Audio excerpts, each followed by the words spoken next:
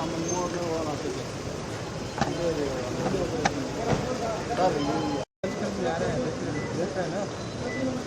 ಇದು ಹಂಗಲ್ಲಿ ಹೆಂಗೆ ರೈಟ್ಗೆ ಹೋಗಲ್ಲ ಹೋಗೋದು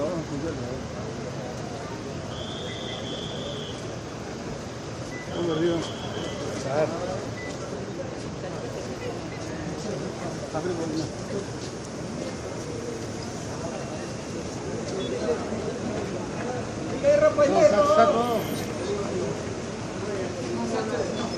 ಸಾಕು ನಿಂತ್ಕೊಳ್ರು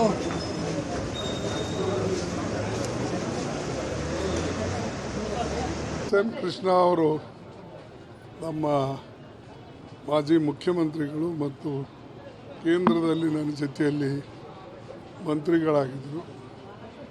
ಇಲ್ಲಿ ರಾಜ್ಯದಲ್ಲಿದ್ದಾಗ ನಾನು ಅವ್ರ ಜೊತೆಯಲ್ಲಿ ಮಂತ್ರಿಯಾಗಿ ಹೋಮ್ ಮಿನಿಸ್ಟರ್ ಆಗಿ ಕೆಲಸ ಮಾಡಿದೆ. ಸೊ ಅವರ ಆರೋಗ್ಯ ಸರಿ ಇಲ್ಲ ಅಂತ ಹೇಳಿ ಕೇಳಿದ ಮೇಲೆ ನಾನು ಅವ್ರನ್ನ ಕಾಣಬೇಕು to pay my respect and also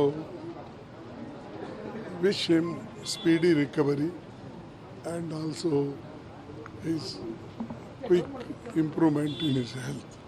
For that, I have no ಆಗ್ಬೋದು. ಈಗ ಸ್ವಲ್ಪ ಇಂಪ್ರೂವ್ಮೆಂಟ್ ಆಗ್ತಾ ಇದ್ದಾರೆ, ಮಾತಾಡ್ತಾರೆ, ಎಲ್ಲ ಕೇಳ್ತಾರೆ, ಯಾವಾಗ ಬಂದ್ರಿ ಏನಿದೆ. So improvement is there. So naturally health ಯಾವಾಗಲೂ ಅವರಿಗಂತೂ ಮೊದಲಿಂದ ಡಿಸಿಪ್ಲಿನ್ ಲೈಫ್ ಇರೋದ್ರಿಂದ ಈ improvement is naturally he will quickly improve. ಬೇರೆಯವ್ರಿಗೆ ಕಷ್ಟ ಆಗ್ತಿತ್ತು, ಅವರ ಡಿಸಿಪ್ಲಿನ್ ಲೈಫ್ ಇರೋದ್ರಿಂದ ಈಗ ಆಲ್ರೆಡಿ ದೋ is 93 or something. So he is very strong enough mentally and also physically. But only doctors are also taking care.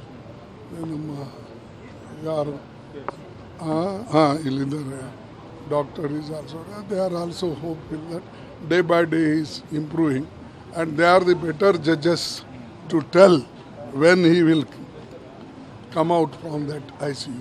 Thank you.